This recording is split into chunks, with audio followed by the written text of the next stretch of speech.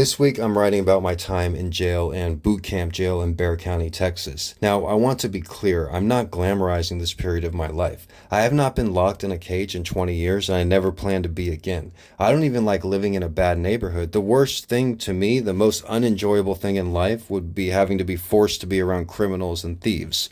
I'm using this time to talk about a much less glamorous part about being in jail, and this was the day I received visitors. So, before I was transferred to boot camp jail, I was in Bexar County Jail, and every week we had visitors, friends, family members, whoever you put on your official list to come and visit you. For me, on my particular list, I put my mother, my twin brother, my best friend Benny, and for some reason one of our sisters wanted to be on the list. She didn't care about my well-being, she never did. She just saw it as an opportunity to visit someone in a real adult American jail, just like in the movies. That's the phrase my brother used when he visited me, and it really was just like in the movies.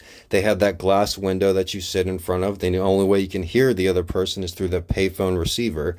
I was dressed in typical county orange, and the second I saw my brother, we both started laughing. It was the first time I had laughed in a month. We were laughing at the absurdity of the situation. I was a good kid, usually the voice of reason for my brother and our friends.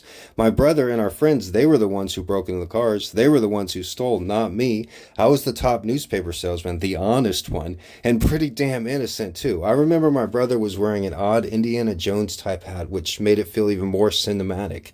At one point, I started dramatically pounding on the glass as a joke. "Let me out of here! I didn't do it!" My brother and me had never laughed so hard, and the guard had to tell us to calm down. The visit with my sister was uneventful, and I quickly realized she was just there for her own selfish benefit. Even though she was pretty much a criminal, pretty much is a criminal, she wouldn't ever have the opportunity of visiting somebody in jail. I was looking forward to seeing my mom because she was the only one who ever cared about me or my brother when we were growing up. But the second I saw her walk up to the glass, my anticipation turned to sadness when I saw the expression on her face.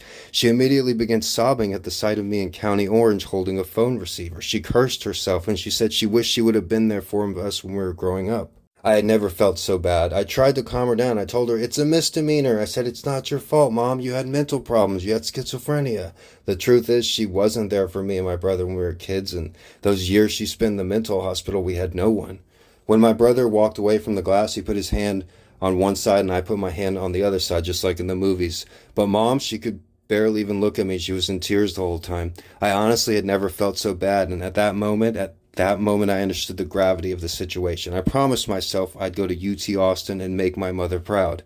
I was never going to have her that disappointed in me ever again. She never ended up seeing me go to UT. She would be gone in 5 years, off of this planet.